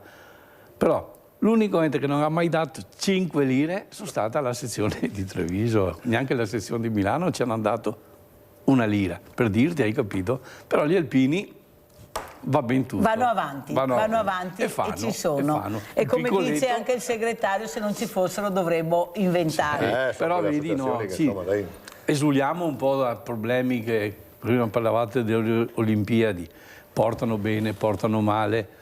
Da quello che ho sentito io è un bel giro di soldi, però non viene comunicato bene. Però ho sentito che quei soldi mettono a posto l'arena di Verona, fanno questo, fanno quello, quindi vuol dire che... Faranno. Calma. Dal dire e il fare c'è di mezzo il male. Qui è parole, valanghe di parole... Però se tu vuoi andare a vedere l'Olimpiade è tutto occupato. Sì, ma costa 400 euro vedere una gara, cioè e alloggiare a Cortina o nei dintorni, andate a vedere... Poi capita quello della vicenda del ragazzino lasciato a piedi. Esatto, 10 euro. Non me la sento di giudicare nell'autista, almeno. Poi hanno fatto marcia indietro subito. Ma con assoluta normalità hanno portato il biglietto a 10 euro e la popolazione? Cioè sono passati sopra, è gravissima la cosa, tant'è che hanno corretto subito dopo, ma l'anziano, che sono quelli, i bambini e gli anziani che sono quelli che adoperano i mezzi pubblici in quei territori, quello è nessuno ci ha pensato prima. Cioè dobbiamo fermarci alla semplice protesta oppure c'è qualcuno che tiene conto che c'è qualcuno disagiato? 10 euro. Ma le pensioni, segretario, le pensioni non pensa degli anziani... che forse assistiamo all'arroganza del potere? Sono io, decido io, basta vedere i fatti, cioè 1 più 1 fa 2, non è che dobbiamo andare cioè questi 10 euro, ma non solo, tutto questo spreco di denaro pubblico su cose che servivano veramente, serviranno, perché c'è un bel punto di domanda. Abbiamo sentito anche i cortinesi che hanno detto ci sono passati sopra. Do un giudizio diverso e forse più brutto, manca la politica. Ma la politica vera, cioè la politica vera è quella che parlo con le persone, sento i bisogni e decido in base alle condizioni che ho davanti. Noi invece abbiamo messo ragionieri a fare queste cose qua e i ragionieri di politica loro devono far quadrare i conti. In politica se 2 più 2 fa 3 e questo fa star bene la popolazione, si fa 2 più 2 fa 3 e il ragioniere non ti darà mai ragione. La politica è fatta di sentire, organizzare e far star meglio le persone che hai. Quando capitano queste cose qua vuol dire che la politica non c'è stata, cioè qualcuno ha deciso e ha preso una scelta che condiziona la popolazione senza preoccuparsi minimamente di chi è in difficoltà. Cos'è che la preoccupa di più, segretario, in questo momento? Questa insensibilità rispetto a queste cose. Cioè oggi noi parliamo che tutti i partiti sono uguali e tutto il resto, in realtà è una caduta di attenzione, cioè, oggi la coerenza non esiste più. Cioè non entro nel merito di chi, cosa o come, uno dichiara una cosa oggi, domani fa l'opposto e non rende conto a nessuno. Abbiamo nelle elezioni, adesso abbiamo la vicenda Vanacci, eletto in un partito, va fuori, prende i voti del partito e va via e si porta dietro, cioè la gente lo fa. Io mi ricordo a suo tempo quando ho iniziato a fare il sindacalista, che cambiare organizzazione, passare dalla CGIL alla CISL era un tradimento, una cosa, perché c'erano dietro i valori. Oggi la gente passa, vuol dire che i fondamenti, i legami, le coesioni sono sparite. È bene o male non lo so, ma comunque mancano quel render conto o quell'affidamento, cioè io vado a votare perché sono sicuro che del voto che do qualcuno si ricorda di me. No, se tu vai alla popolazione e chiedi a tutti gli elettori che ci sono chi hai votato l'ultima volta, neanche si ricordano chi hanno votato. Paolo da Mestre, vai Paolo. Buongiorno a voi e ai suoi ospiti. Buongiorno. Io vi sto guardando dalla trasmissione. Sono anch'io uno iscritto alla CISL, pensionati. Allora vorrei dire sulle case di riposo, sanità, che in tutti gli anni, dall'80 fino adesso, hanno sempre fatto tagli. Nella sanità, nelle forze dell'ordine, nelle scuole, tutti i enti pubblici hanno fatto sempre tagli. Il sindacato purtroppo non è mai intervenuto. Oh no. E questo mi dispiace dirlo perché anch'io sono un iscritto alla CISL. Il sindacato ha fatto belle cose, ma ne ha fatto anche tante di brutte però. Perché dove che potevano far sciopero, che si poteva come in Francia, le persone non vengono toccate in Francia. Ci hanno voluto i tecnici per fare la riforma delle pensioni, mettendoci a bottega noi pensionati, noi lavoratori e tutto quanto. La CISL ha fatto ben poco, lo dico anche perché sono un iscritto e ho fatto anche smesso a Baruffo insieme con anche i dirigenti della CISL. E purtroppo è così. Adesso arrivano i nodi, stiamo pagando tutti i tagli che hanno fatto fino adesso. Grazie Paolo, sentiamo adesso come risponde il segretario Franco Marcuzzo al nostro Paolo che dice dovevate fare di più, ecco siamo presi male, io faccio parte di questo sindacato ma c'è qualcosa che non va. Prego Marcuzzo. Diciamo che il sindacato per sua natura si occupa di problemi e quindi il fatto che ci sia è un segno anche di vitalità. Cioè, se non è vero che non abbiamo fatto nulla, forse poco, forse si poteva fare di più, forse si poteva fare meglio e questo tipo di dibattito lo facciamo perché ci siamo, perché se non ci fosse non ci sarebbe neanche questo. Quindi il giudizio critico è una cosa anche positiva. Però vorrei ricordare, prima toccavo l'argomento sulla riforma delle IPAB, delle case di riposo, sulle rette. Mi pare che siamo quasi occupato il Consiglio regionale, una volta abbiamo fatto manifestazioni, ci siamo incatenati di fronte al Consiglio regionale.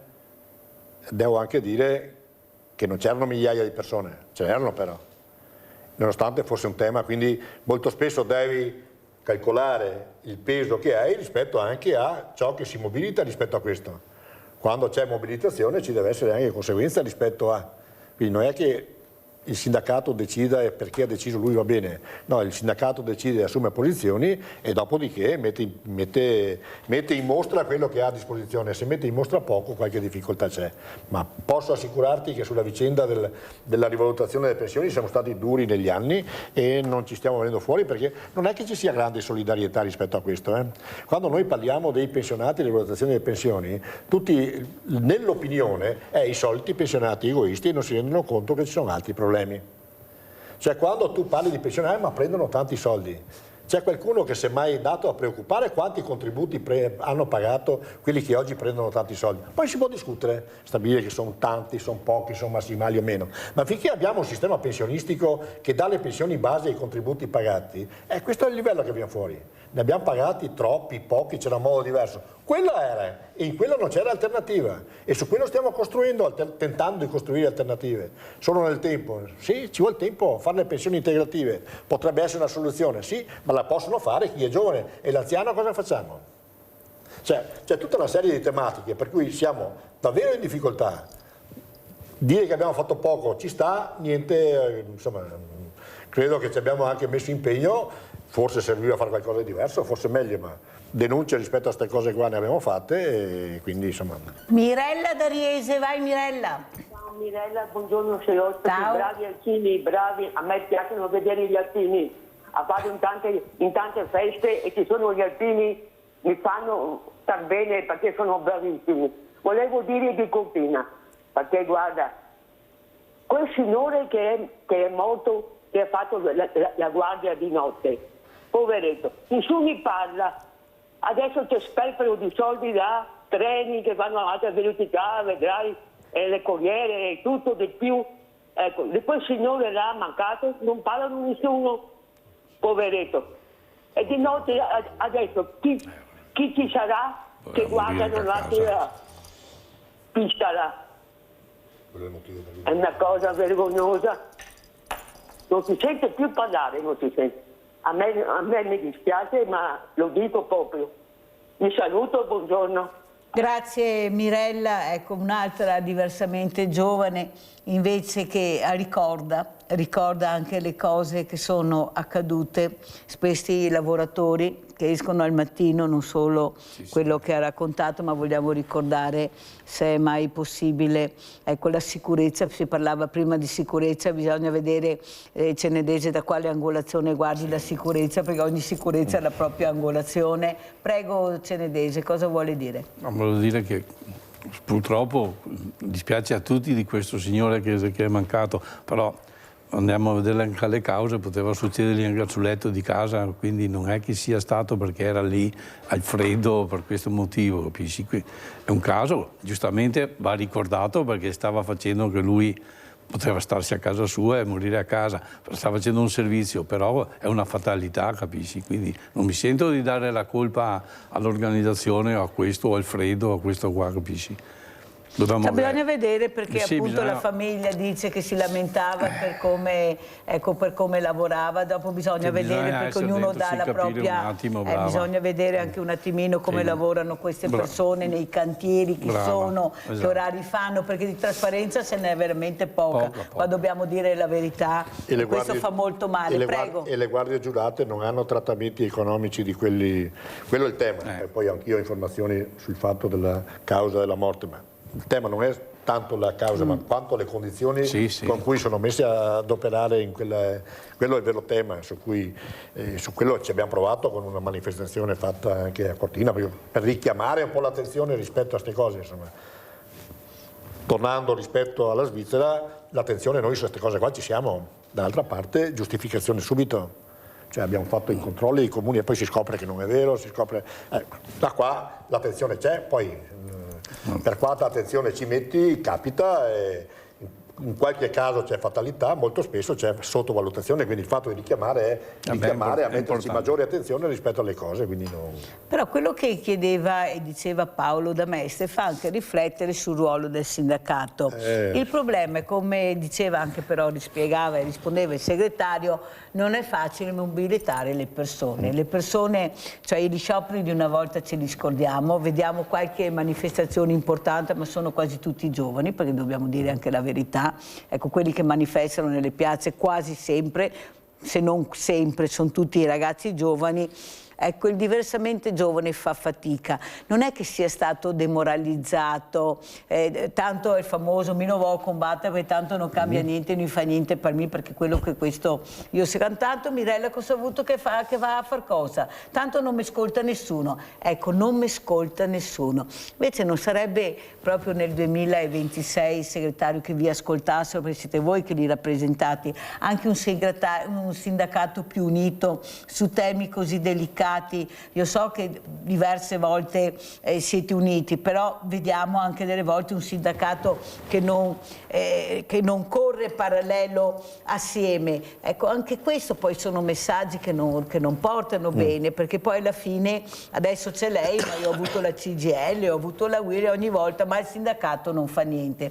Vuol dire che questo malessere c'è in ogni sindacato. Ecco, come mai? Perché è passato questo messaggio? Perché non partecipano più? Una volta erano i lavoratori, anche adesso vediamo grandi scioperi, ma poca gente che partecipa, c'è sempre la politica. Ecco, cosa vuole dire, segretario? Cosa si aspetta da questo 2026? Io dal 2026 mi aspetto, spero che vada un po' meglio rispetto al 2025, quindi ci mettiamo in impegno. Non abbiamo chiuso tanto bene, vero segretario? Rispetto al sindacato, cioè, non è più il sindacato di una volta, non ci sono più le situazioni di una volta. Discutavamo ieri sulla contrattazione, noi andiamo a incontrare i comuni per tentare di ragionare i servizi, anziani, giovani, cioè tutte le cose che facciamo. Siamo la provincia in Italia che in assoluto incontra quasi tutti i sindaci ogni anno. Quindi, mi prendevo per mano le piattaforme che facevamo agli inizi, cioè contrattazione sociale è una delle prime esperienze trevigiana, coneglianese, per cui guardavo le piattaforme con cui andavo nei confronti con i comuni e ti assicuro che c'era una sfilza di richieste di quelle che oggi dici, ma perché oggi non le facciamo? La differenza è una sola, che una volta potevano permettersi, andavano di petto, di brutto, con manifestazioni, perché i comuni avevano anche i soldi poi per onorare queste cose. Oggi, che sai che i comuni dall'altra parte, devi tentare di approcciare in maniera completamente diversa, perché fino agli anni 90 si poteva permettere di ragionare che tanto comunque si andava, i soldi saltavano fuori, poi abbiamo visto che abbiamo fatto anche qualcosa che ci rimane nel tempo, insomma. Oggi, quando vai da un comune, la prima cosa che fanno è piangere perché non sanno dove tirare fuori i soldi.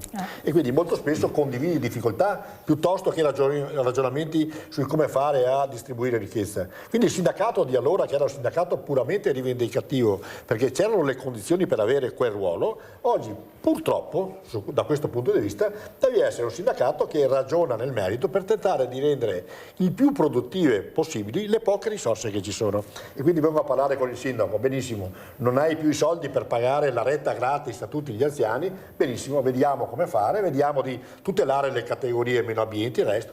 E quando tiri la coperta così c'è sempre qualcuno che a me è toccato meno, ma questo è il mestiere. Se non ci fossero sarebbe completamente peggio, perché oggi non sarebbe nessuno.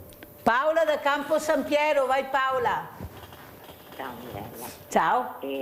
L'altra sera, buongiorno anche agli ospiti, l'altra sera era tanto che non stavo su fin tardi a vedere la trasmissione e governare la 7, la TV. Si può alzare il volume perché non si sente niente, grazie. Ho guardato la 7, la TV dell'opposizione e praticamente per me dovrei fare anche a TV dell'opposizione il cruciverba dei mestieri, perché non si capisce, adesso con tutto il rispetto per quello che è successo eccetera eccetera, sta propaganda di Meloni, dopo propaganda che si usa in poche parole della segretaria del PD, e io dovrei fare dei cruciverba dei mestieri, non categorie Salvaida, Fornero e basta. L'anziano pestato a sangue, non dai manifestanti, il fotografo, che io faccia il cruciverba dei mestieri, perché pare che sia solo giornalisti e forze dell'ordine. Che faccia il cruciverba dei mestieri come chi fa nei case di riposo, nei CEO, che robe là, questi segretari che faccia il cruciverba dei mestieri. Ecco. E poi volevo dire un'altra cosa, visto che c'è presente un ex sindacalista. Il sindacato ti difende quando adesso mandano lettere per niente, tutta una serie di cose, ogni persona che ho lavorato in casa di riposo, in una più di 11 anni, ecco, ti difendono quando ti manda lettere per niente, qualche volta è giusta, altre volte manda per niente, altre cose. Sul sistema che è difficile andare a intaccare sistematico di sfruttamento che robe là, e poi a un operaio, a un infermiere occorre 40 anni di notti, adesso di più perché Fornero, Salvini e via dicendo occorre 40 anni di notti per avere i lavori usuranti, che il lavoro usurante adesso farsi 40 anni di notti e adesso anche di più. Invece certe categorie capisco un reporter di guerra che è praticamente diverso da chi scalda sempre il banco in televisione. Bisogna scaldare il banco, io ero in pensione a 60 anni Grazie Paola, molto chiaro, perché sono in chiusura, devo accelerare. Comunque ho capito il ragionamento, bisognerebbe capire che lavoro fai, se è un lavoro usurante o no, bisogna capire quali sono veramente i lavori usuranti. Hai fatto bene a ricordarlo Paola, perché segretario sono stata in un supermercato e c'era questa donna non più giovane, ma neanche diversamente giovane, mezza, e con questi insaccati, con questi evanti, le celle frigorifere dentro e fuori, dentro e fuori. Mi ricordo la frase che mi ha detto: lei Mirella, dica anche questo, ma per questo per qualcuno non è un lavoro usurante dalla sera alla mattina dentro e fuori dalle celle frigorifere, alzare queste mortadelle, queste pezze di formaggio? Ecco, cos'è il lavoro usurante per chi decide chi è che fa un lavoro usurante? Perché la parola è molto chiara, sì. Usurante.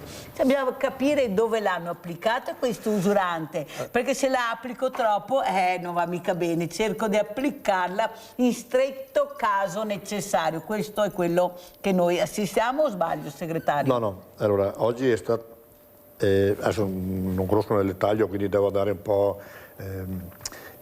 Oggi i lavori usuranti in alcuni casi viene riconosciuto in alcune situazioni, in particolare ad esempio chi fa turni di notte per un lungo periodo e quindi calcolano un periodo di bonus contributivo però ogni volta abbastanza devi dimostrarlo, devi fare... Non è semplice. Non è semplice, è fatta, è poco. La cosa che però va detta è che il lavoro usurante, e non voglio entrare nel merito della signora, perché quella che dicevi prima che carica i prosciutti che pesano 10-15 kg, buttarli su, però ognuno considera il proprio lavoro usurante. Cioè quando è partita questa cosa c'è stata la corsa a tutte le categorie a spiegare quanto sia usurante il proprio lavoro, da chi sta davanti al telefono a stare tutta la giornata con la cornetta, a chi fa il vigile a Roma che è usurante perché in mezzo al traffico, a chi dà il muratore che va, ognuno ha il suo, e quindi decidere rispetto a questo è abbastanza complicato. Fermo segretario, però io penso che il lavoro più usurante sia quello politico, perché loro hanno degli stipendi, hanno delle pensioni, delle cose, che penso che il lavoro più usurante sia quello politico, visto come cosa portano a casa ogni mese. Quello per loro è molto usurante. Vero? Segretario, prego. Se parliamo di paghe, ogni tanto considerano anche i sindacalisti a questo livello, però quelle paghe almeno io non le ho mai viste, insomma, quindi, ma al di là sulla battutaccia che... No, la politica deve porsi questo tema qua, cioè, oggi abbiamo un alto livello di astensione, per cui è un problema solo nostro. Sì. Cioè, c'è il caso del sindaco di New York, e tutti a dire che è un comunista, è promesso, è arrivato al 70% dei consensi, è andato a votare persone che non sarebbero mai andate a votare. Qual è la motivazione per cui sono andato? È venuto qualcuno che ci ha ascoltato e ci ha interpretato. La persona. Poi può essere destra, sinistra, ha portato la gente a votare, e il vero messaggio è che se la gente si sente ascoltata va a votare. È quando dà per scontato che il votare non serve che non ci va. Quindi perché nei comuni si vota di più rispetto agli organi? Perché nel comune in qualche maniera vedi il sindaco, il giorno dopo gli ricordi cosa ti ha promesso. Torniamo al ragionamento di prima. Se chiediamo alle persone che hanno votato alle ultime elezioni al Parlamento, neanche sanno forse il partito e neanche il partito che hanno votato. Non sanno neanche chi sono gli onorevoli senatori. Non c'è nessun criterio per cui le persone possono decidere chi va a rappresentarli. Perché è vero che posso votare io, ma chi va in lista non lo decido mica io. Qual è il criterio con cui li metti in lista? Cioè, c'è tutto un meccanismo per cui le persone si sentono estranee rispetto a questo.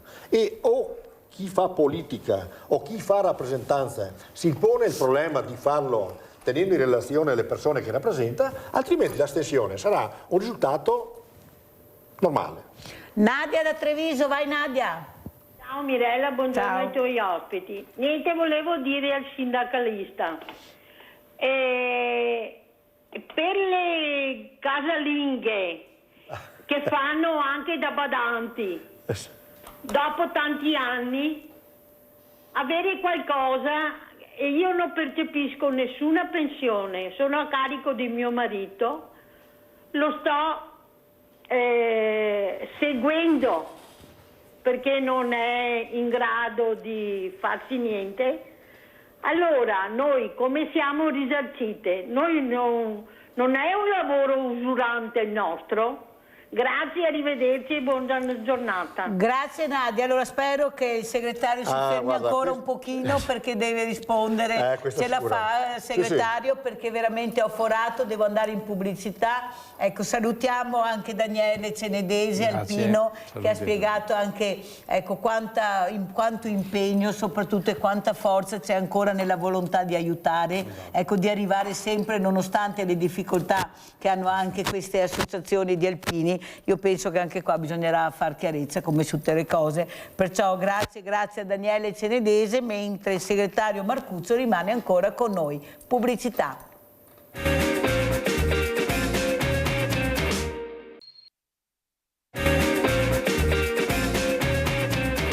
Ringrazio e saluto il dottor Marco Zabotti, direttore scientifico Istituto Beato Toniolo, di essere qui con noi. Presenteremo anche il libro, racconteremo anche del calendario che ha portato, ecco cosa vuole dire, che messaggio con questi calendari importanti. Però prima vorrei finire a rispondere alla nostra Nadia, che ha appena telefonato col segretario Marcuzzo, perché sono veramente delle situazioni che cominciano a preoccupare. Ecco, devo accudire mio marito, non percepisco niente. Nadia, lo dico io, ha anche problemi di salute non da poco, eppure cerca di farcela, però qualche volta veramente anche questi pensionati e non solo hanno dei problemi con i pass, con i permessi, con le cure, con le agevolazioni. Ecco, cosa vuole dire a Nadia Marcuzzo? Allora, tutta la mia solidarietà intanto. Quella credo sia una pagina vergognosa rispetto a quella tipologia di situazioni. Buona parte delle pensioni minime sono persone di questo tipo, persone che per accudire il figlio disabile o l'anziano decidono di licenziarsi, stanno a casa, fanno un servizio alla famiglia e alla comunità e vengono ripagati alla fine con pensioni da fame, nel senso che non c'è nessun riconoscimento contributivo, nessuna attenzione rispetto a queste cose qua. È una battaglia che stiamo portando avanti da anni, proprio perché è vergognosa. Cioè, un servizio sociale, civile di questo livello ricambiato così non ci fa onore.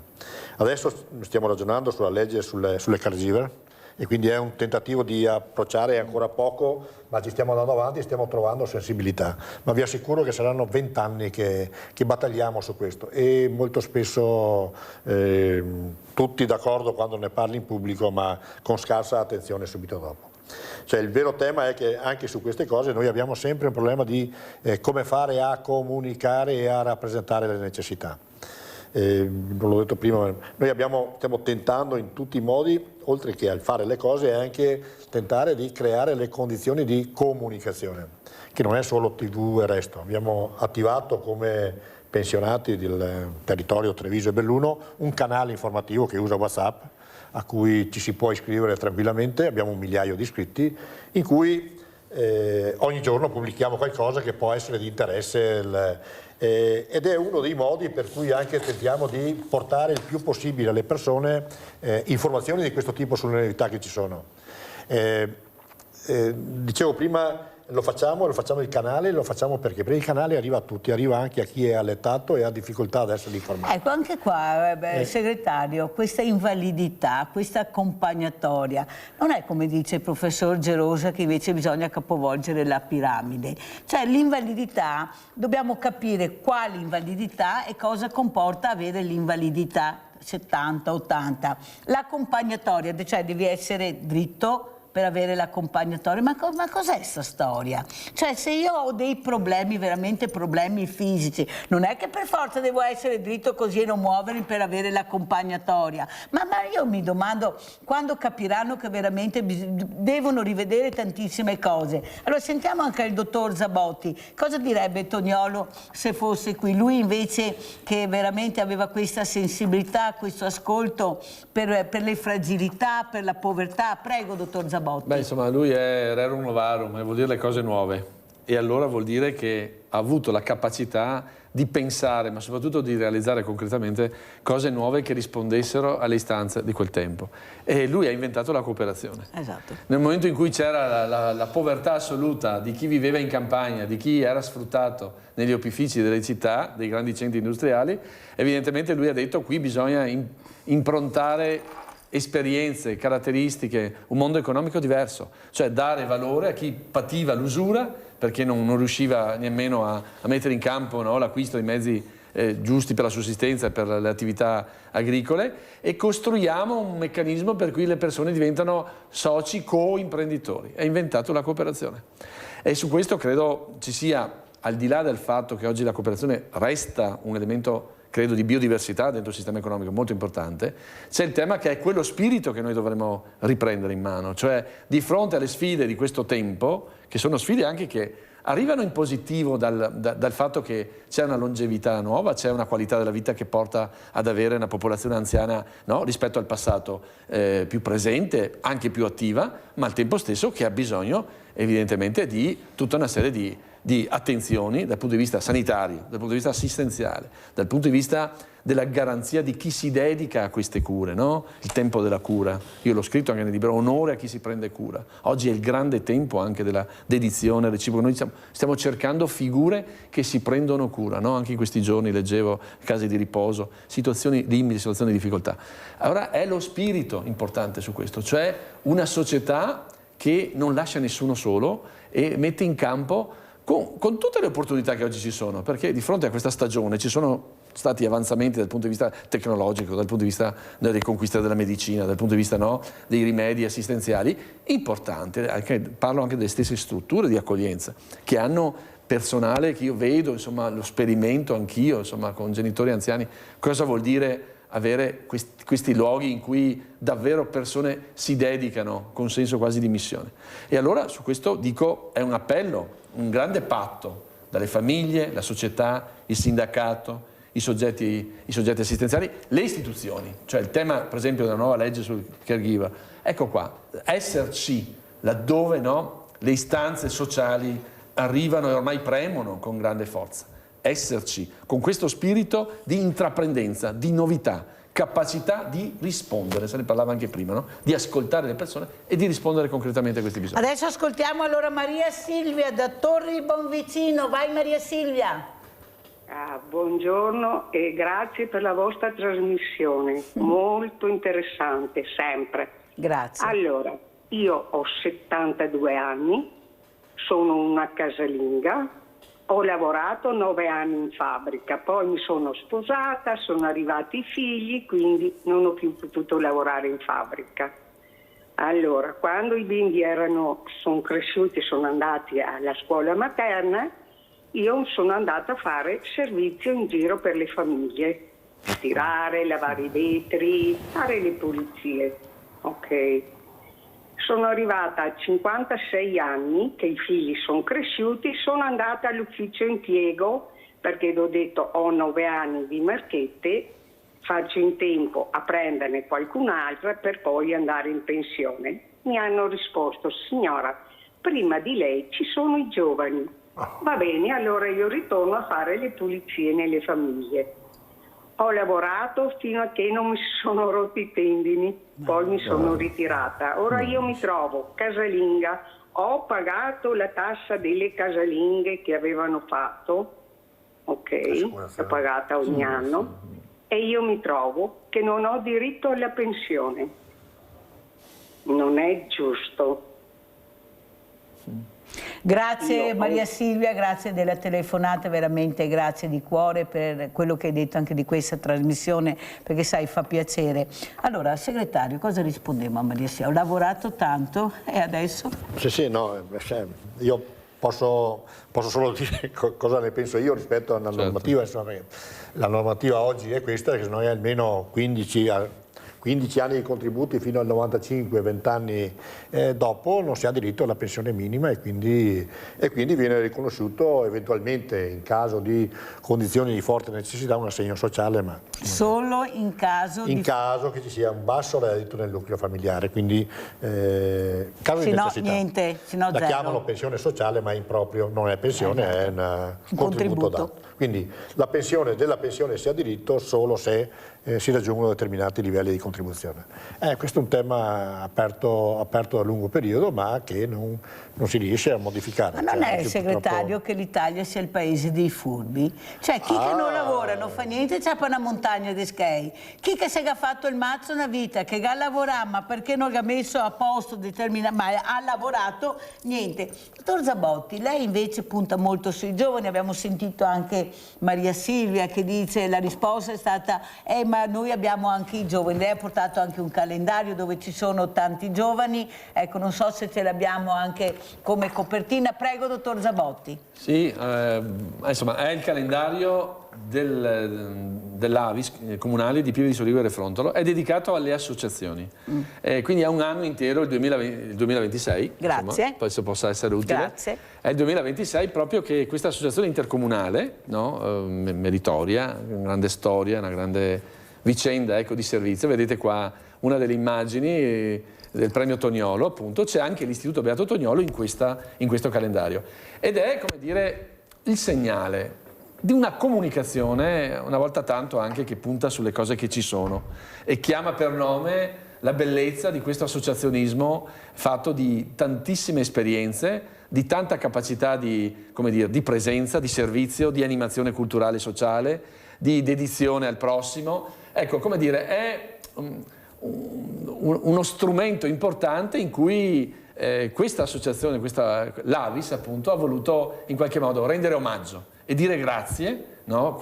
Mettendo in luce anche i volti di queste storie. E questo ci aiuta a dire, ci aiuta a far capire che nella storia delle nostre comunità, per fortuna, ancora regge innanzitutto l'espressione di aggregazione, di solidarietà, di base, ecco, che ancora, no? Abbiamo visto prima gli alpini, per esempio, ma tante espressioni culturali. Io vengo da una Pieve di Soligo in cui le vite illustri hanno dato nomi e oggi ci sono associazioni, fondazioni che sono tutte legate a queste esperienze, no? Oggi declinano quello che era stata l'intuizione e roba del passato, ma soprattutto abbiamo questa capacità di rinnovarsi continuamente a parte. E perché? Perché ci sono i giovani, nonostante tutto, nonostante quello che si dice, nonostante quello che si pensa, ecco, magari perché c'è una cronaca che viene sempre messa sul negativo, ci sono veramente esperienze, realtà, giovani con le famiglie, cioè una capacità di stare nella propria comunità avendo una sensibilità, ecco, di altruismo e di generosità. Eppure, con il rispetto che ho di tutti i papi, io ricordo Papa Francesco,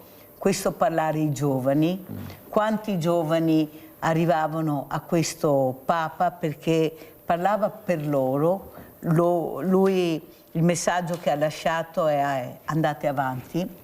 Ricordate le mie parole, la misericordia, questo Papa che parlava di una Chiesa povera, non di una Chiesa ricca, molto aperto a qualsiasi proposta anche innovativa o anche di ultima generazione. A lui veniva veramente soprattutto ascoltata, lui non mandava indietro nessuno e questi giovani l'avevano capito. Andiamo a vedere questo promo di Mercy, proprio misericordia, che sono le parole di Papa Francesco, ma per i giovani, perché il futuro è loro, sono loro che cureranno i diversamente giovani, sono loro che dovranno lavorare, se avranno qua segretario la pensione, se funzionerà ancora così, perché bisogna vedere. Andiamo a vedere il promo. Il passaggio lo facciamo.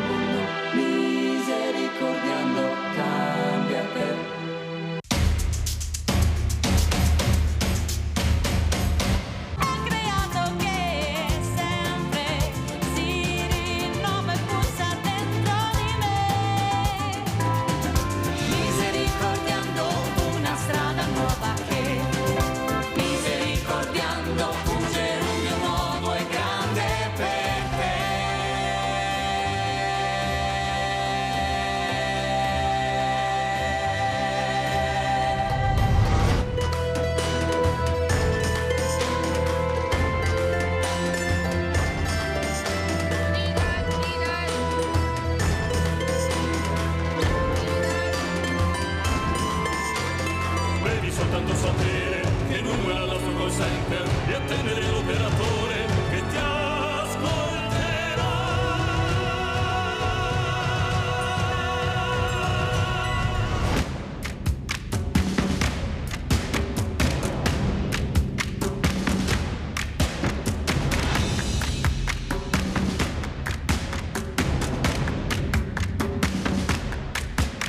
Il mondo non esisterebbe senza il suo perdono, il mondo non esisterebbe.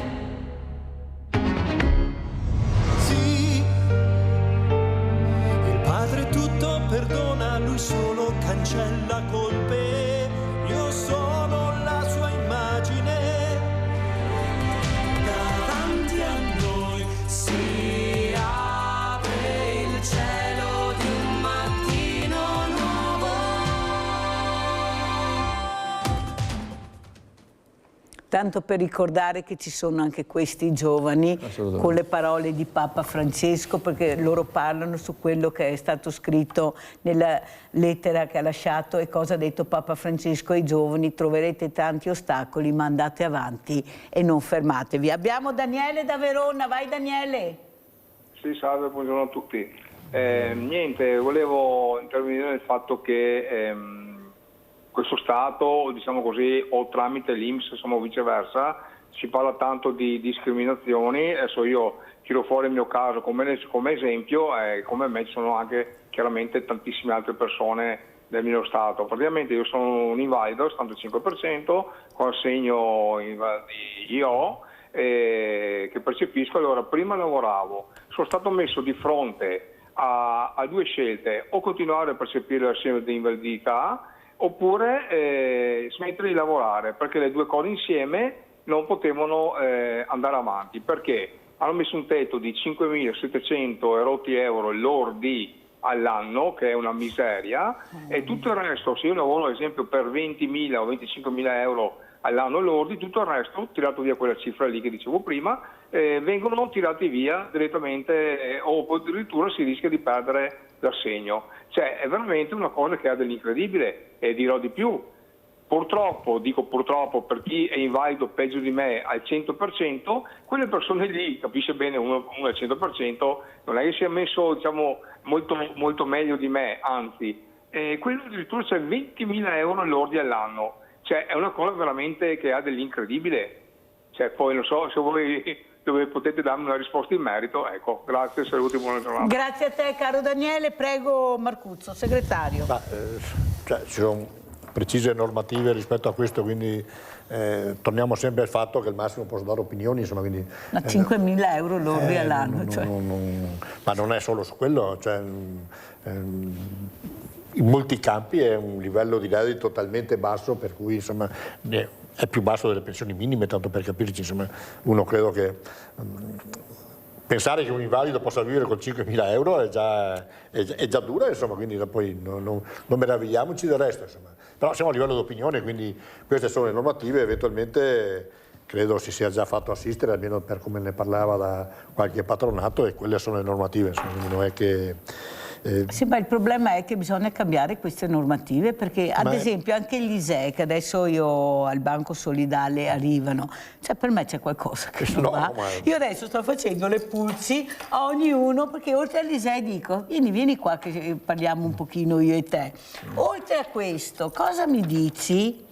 Perché oltre a questo devi dirmi anche qualcos'altro, non mi basta più questo, sempre zero. Cioè tu sto zero che gira, ma se proprio zero o che c'è qualcosa da rivedere? Perché sti zero cominciano un po' a disturbarmi, siccome noi è veramente faticoso, guarda, ve lo posso assicurare, a fare questo tipo di solidarietà. Cioè, essere presi in giro da qualche furbetto anche no, Marcuzzo? Allora non è che sia Mirella o Mirelle chi per esso e tutti quanti che siamo noi che dobbiamo fare le pulci. Cioè bisognerebbe che qualcuno capisse se è veramente uno zero o se c'è qualcos'altro dietro lo zero. Prego, segretario. Non mi invidio nel fare questa cosa, cioè, in parte capita anche a noi dover decidere se alcune cose prenderle, c'è chi capita al sindacato e pensa di aver diritto a prescindere, no. Certo. Chi entra ha alcuni diritti se rispetti anche alcuni doveri, e quindi in alcuni casi siamo chiamati anche noi a scegliere e dare dei criteri quando sei nelle condizioni di estrema necessità, non vi invidio per nulla, quindi complimenti per una scelta di questo tipo. Però il tema su come si calcola le ricchezze è un tema vivo. Cioè chi è povero e chi non è povero. Chi sta bene. Edda da Conegliano, poi continuiamo, devo correre, vai Edda. Sì, senti, io volevo fare delle riflessioni perché sono proprio arrabbiata. Io ho 9 anni o 12, non mi ricordo, di contributi. Ho fatto richiesta a suo tempo che non mi danno niente. Una mia amica che ha lavorato 18 mesi in Germania, gli danno 30 euro al mese per 18 mesi. Qui in Italia siamo il paese di balocchi a questo punto, perché in Germania danno così. Ma è inutile che noi chiamiamo Rete Veneta e così, perché ho chiamato anche 1 anno fa, 2 anni fa, e non fanno niente. Ma noi cosa possiamo fare, Edda cara? Cioè, non è che possiamo cambiare la politica, che non riescono neanche i sindacati tutti assieme, ma chi ha voluto? Siamo sempre là, chi è che ha voluto questa politica, queste leggi? Allora?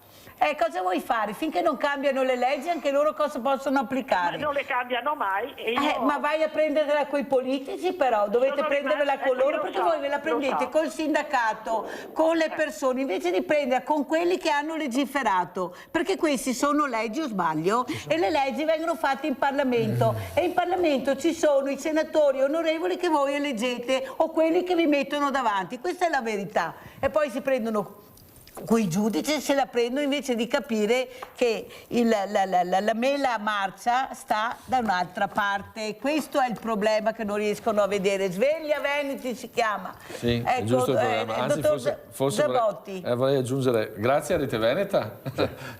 Ma io ho capito perché dice l'informazione, noi la facciamo. Ho già detto questo, esatto. Però ripeto, dal punto di vista della comunicazione, anche di queste tematiche vivissime, bene che ci sia, come dire, una trasmissione che è davvero in ascolto quotidiano, no, delle istanze delle persone, che direttamente da casa possono far presente la loro situazione e chiedere anche il conforto, perché so che poi Mirella segue anche poi molto ma direttamente, anche perché Edda può andare anche da un sindacato, da un CAF che vuole a vedere la situazione, perché delle volte loro parlano ma non vanno a recarsi sul posto e vedere. E allora l'auspicio lo diciamo anche da qua, informarsi, andare presso le realtà perché le cose cambiano, anche le regole cambiano a volte, perciò può essere. Ci sono anche delle leggi che per fortuna vengono innovate positivamente, perché c'è anche un'opinione pubblica sensibile che si fa presente attraverso le istanze, attraverso le petizioni, attraverso il lavoro del sindacato, attraverso il lavoro degli enti territoriali. Gli stessi comuni in primis sono quelli che, no, rispetto ai temi allora, anche vediamo sociali, anche la locandina, perché devo correre, la locandina di Zabotti, quella ultima recente, vediamo cosa, perché ne fa tante di locandine. Zabotti quando arriva ne porta 5-6. Ecco, andiamo a vedere la locandina di Zabotti, prego. Sono 2 attività, la prima comincia la prossima settimana, è la settimana sociale della diocesi di Vittorio Veneto, è proprio il grande tema della pace, quindi saranno 3 serate con esperti, cominceranno il 9 proprio febbraio a Pieve di Soligo, già proprio con una messa tra l'altro in onore del Beato Toniolo, che le ha fondate nel 1907 a Pistoia, e poi sarà la serata di Vittorio Veneto, la serata conclusiva Oderzo, poi ci sarà un recita su San Francesco, perché quest'anno sono gli 800 anni della morte di San Francesco. Tutto questo a febbraio, mentre il 20 febbraio a Pieve di Soligo ospiteremo la presentazione di questo volume Ciao Papà di Annalisa Bertazzon, che è la presidente dell'associazione Ogni Giorno per Emma, che è legata al grande tema della malattia rara della tassia di Friedrich. Ed è un evento in cui Annalisa Bertazzon, che oggi risiede a Carbonera, torna nella sua Pieve di Soligo e attraverso il ricordo del papà fa anche un'opera meritoria di sensibilizzazione. Lei è stata premio Toniolo 2024, proprio perché questa associazione abbiamo riconosciuto la meritorietà, la capacità di promozione, di sensibilità, di sensibilizzazione delle persone, e su questo credo sono tutte attività in cui c'è o la collaborazione, il patrocinio o l'impegno diretto proprio del nostro istituto. Allora io ringrazio veramente il dottor Marco Zabotti, direttore scientifico Istituto Beato Toniolo, grazie, è stato qui. Ringrazio Franco Marcuzzo, segretario CISL Belluno e Treviso, tante risposte, dobbiamo invitarle tutti i giorni i sindacati, come cosa che io faccio, perché le domande veramente sono tante, però io a queste persone persone dico anche andate a vedere, verificate le carte che avete, tante regole sono cambiate, può essere che anche per voi qualcosa cambia. Grazie ai miei ospiti, andiamo a vedere l'assegno, il vostro assegno, a chi lo diamo. Ciao cari amici vicini e lontani, oggi siamo al Banco Solidale di Treviso e stiamo aspettando Claudia che deve venirsi a prendere la borsa della spesa. Io so che sta arrivando, me l'hanno detto, io le andrò incontro ma lei non sa niente, sarà una grande sorpresa per lei, facciamo finta di niente. Allora sei venuta a prenderti la borsa? Sì, oggi. Giornata bella perché arriva la borsa. Claudia? Sì, ci voleva proprio. C'è una sorpresa per te.